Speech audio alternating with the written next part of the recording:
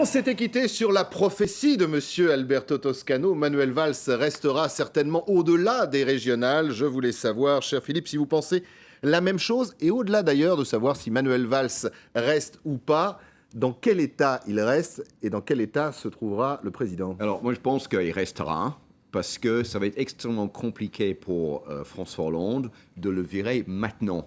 Parce que comme on sait très bien, il y a d'autres élections en France à la fin de l'année. Et que fait? Il y a aussi le Parti socialiste qui se réunit au mois de juin. Donc il faut que le Parti socialiste traverse cette période. Parce que si on veut Manuel Valls maintenant, il faudrait peut-être virer le prochain Premier ministre dans quelques mois, et encore une autre Premier ministre au mois de janvier prochain. Donc je pense que Manuel Valls restera. Ça ne va pas être facile pour lui, c'est sûr. Je pense qu'il est un peu déprimé, je l'imagine. Il a peut-être aussi un agenda personnel, lui aussi. Il a peut-être un agenda personnel, mais il est quelqu'un de fort. Et je pense qu'il est quand même apprécié par les Français. Ce qui est incroyable, c'est le parallèle quand même entre Hérault et Valls. Il y en a un qui est parti directement avec l'eau du bain, et il y en a un qui continue quand même à tenir les rênes du navire. Le clin d'œil du calendrier, parce qu'on est quasiment un an jour pour jour après. C'est assez drôle.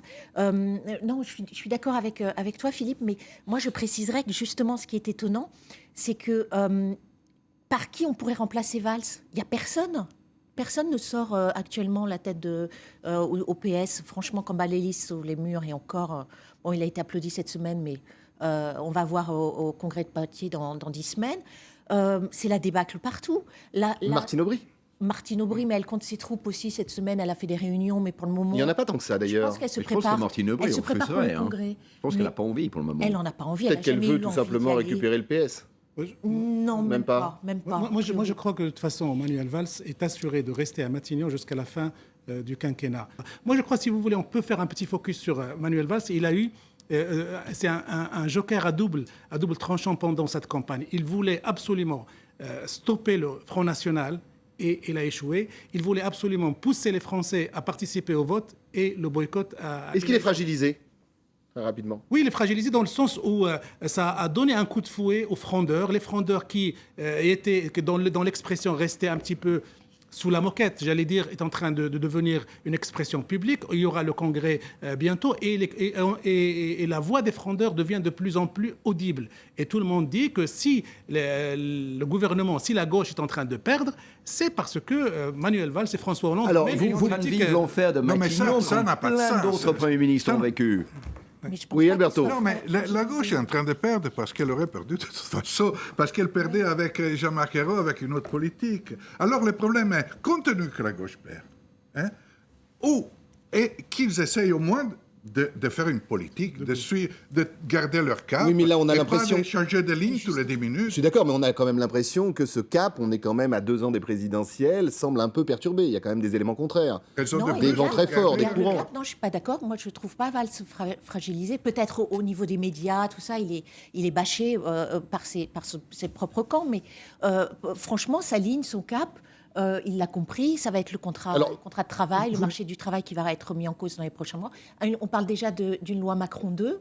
Oui, mais pour ce que la loi Macron 1 a produit aussi, elle n'a rien produit. On est d'accord, mais il garde ce cap-là, sachant qu'il y a Bruxelles dans les coulisses qui surveille la France de très très près. N'oublions pas que d'ici quelques semaines, la France doit présenter des projets de réformes structurelles importantes à Bruxelles, et qu'un changement de Premier ministre, un peu plus de gauche, frondeur ou vert ou ce que vous voulez, ça ne collera pas. Alors justement, on va passer très rapidement sur les Duflot à Montebourg. Pendant qu'on va parler d'ailleurs, on va revoir les propos de Montebourg, réaction très virulente de Jean-Marie Le Guen contre ce dernier. Tout ça fait partie, on peut le dire quand même, d'une atmosphère un peu délétère au sein de la majorité. Et j'en reviens à votre dernier mot sur le péril vert, sur la machine à perdre du PS.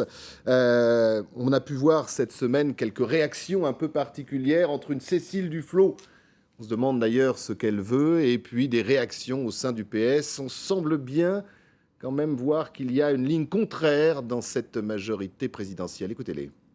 La réponse et les questions de Manuel Valls, c'est autour des questions d'autorité, de manière d'imposer la politique, qui sont des choses qui me semblent être pas adaptées au problème. Donc on a un désaccord politique, oui. Je crois que Mme Duflot a peut-être peur que le dialogue recommence entre le Parti socialiste et les écologistes. Je ne me comprends pas, je comprends absolument pas sa déclaration. Petit sourire et politique de la carotte quand même de François Hollande et l'opération cette semaine porte ouverte du gouvernement. La place des écologistes, elle est dans la majorité et j'ai déjà eu l'occasion de le dire, elle est pleinement au gouvernement, c'était le cas il y a 1 an. La majorité ne peut pas continuer comme elle est depuis 1 an. Elle se rétrécit, il faut donc travailler ensemble avant que les textes arrivent au Parlement. Ça, nous pouvons le faire au gouvernement.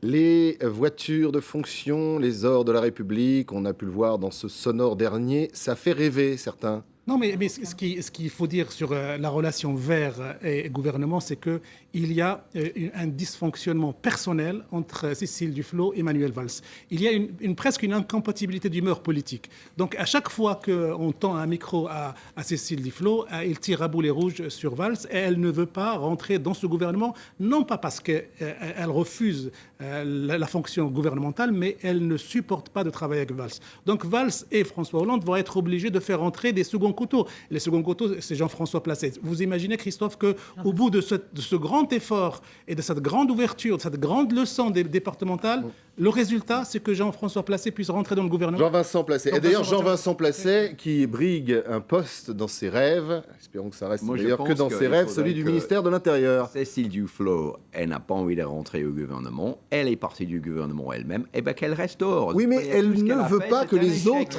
rentrent puisqu'elle en est partie. Mais il a raison. Comment voulez-vous Elle est partie du gouvernement. Elle fait une question personnelle contre Manuel Valls. Elle reste dehors. Et comment voulez-vous, quelle connerie monumentale de ne pas avoir un verre au gouvernement comme la France est en train d'organiser en fin d'année la conférence sur le climat, mais à quoi il joue? Je pense que c'est quand même extrêmement important que les Verts reviennent. Si Cécile Duflot n'a pas envie de venir, qu'elle reste de toute manière. Qu'elle se met avec l'extrême gauche, ça n'a pas marché. Son chemin tout seul, ça ne marche pas non plus. Eh bien, écoutez, tant pis, elle reste dehors. Mais on est quand même mieux dedans que dehors, à mon avis. Pour amener des verres au gouvernement pour qu'il fasse bonne figure, la vitrine, pour dire on a des verres pour la COP de décembre, pour la conférence. Mais la stratégie de François Hollande, elle est claire. Il ne veut pas revivre ce qu'a vécu Lionel Jospin. Et avec une Christiane Taubira à 2%, mais c'est les 2% qui vous font perdre. Voilà, exactement. Sauf que, un premier tour. Non, mais le problème est très simple. Est-ce que les Verts sont en parti ou sont une clap de la pétanque Et s'ils sont en parti, ils discutent et ils prennent une décision. Et les Verts français ont choisi une ligne. S'ils sont en clap de la pétanque, chacun a son avis. Quelqu'un entre au gouvernement, quelqu'un va à l'opposition, quelqu'un dit qu'il est d'accord, quelqu'un négocie quelque chose. Moi, je crois qu'il faut de la politique. Le problème fondamental est de savoir s'il existe en France encore un parti vert digne de ce nom. Mais il y aura de ce nom des partis et de ce nom des Verts. Il y aura Europe Écologie d'un côté et les Verts de l'autre, parce qu'ils resteraient plus ensemble. Moi, je crois qu'ils font de la politique. Ils veulent imposer un certain agenda au gouvernement. Et ce gouvernement le refuse pour le moment. C'est pour ça qu'ils ne rentrent pas dans le gouvernement. Eh bien, ça mérite un vrai débat. Je pense qu'on pourra faire d'ailleurs une émission complète. Ils vont rentrer au sein d'un nouveau gouvernement. Oui. Alors, on verra quand est-ce qu'il y aura un nouveau gouvernement. Je veux rentrer. Je ferai ministre des Finances. En tout cas, ce qui est bien, c'est quand on vous écoute, on sent que le problème des Verts n'est pas un problème simple. Il y a chez eux et il y a aussi à l'extérieur. Il y en a un qui rit beaucoup depuis la fin de la semaine dernière. And a winner is...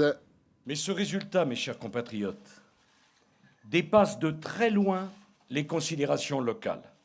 L'alternance est en marche, rien ne l'arrêtera. Et certainement pas les futures primaires qui, on a les dates maintenant, effectivement, ça sera les 20 et 27 novembre 2016.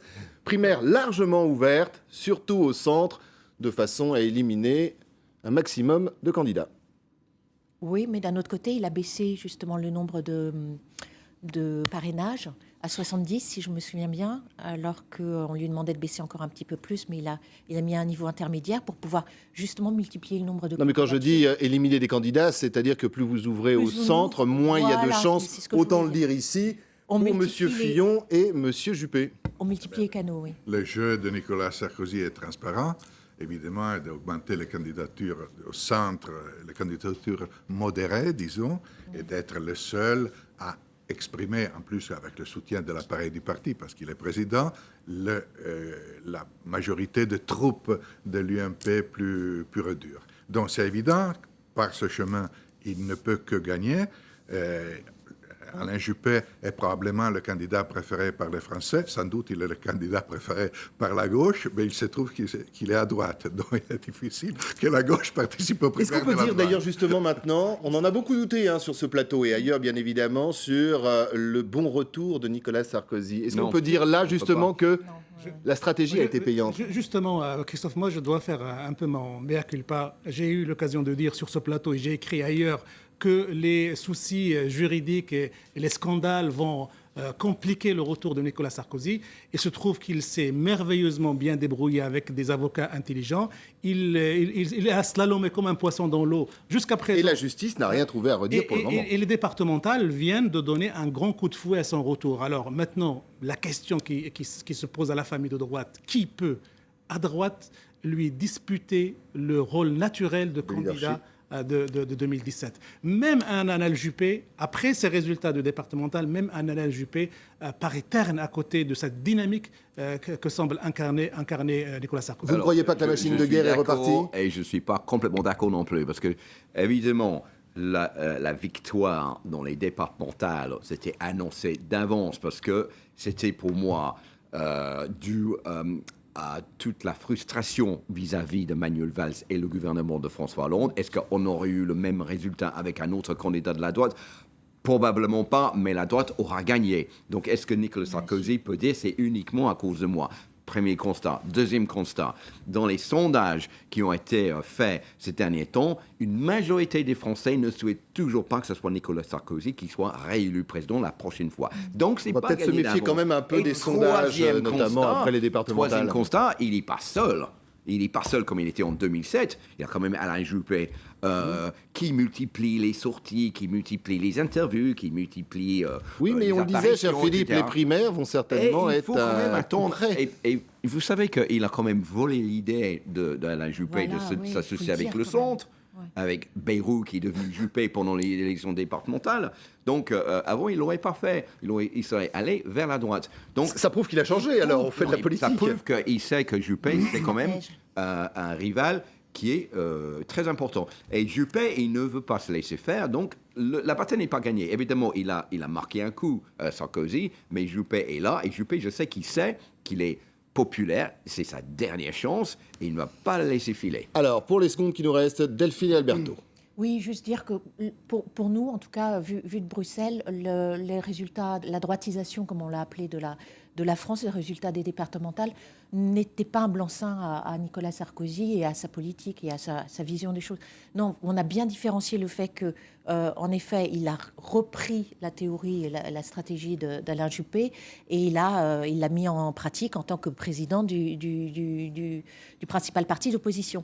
Maintenant, je ne pense pas que Sarkozy, lui, profite... Enfin, pour nous, ce n'est pas du tout un succès personnel de Sarkozy. Absolument pas. Voilà qui est dit la prophétie finale d'Alberto. La prophétie finale est qu'il y a une chose... De cette émission. Une chose qui me fait vraiment peur, l'idée d'arriver à un second tour de 2017... Marine Le Pen, Nicolas Sarkozy. Ça serait pour la France, pour les Français, un moment vraiment de crise profonde par rapport aux institutions. Et cette idée, cette hypothèse que je ne vois pas totalement improbable, me fait un peu peur. Merci beaucoup à tous les quatre. Pas de coup de cœur, pas de coup de gueule. Les Verts ont pris tout le temps de cette émission qui vous était impartie. Promis pour la semaine prochaine. Merci à vous. Merci à vous de nous regarder. À très vite sur la chaîne Info et excellent week-end.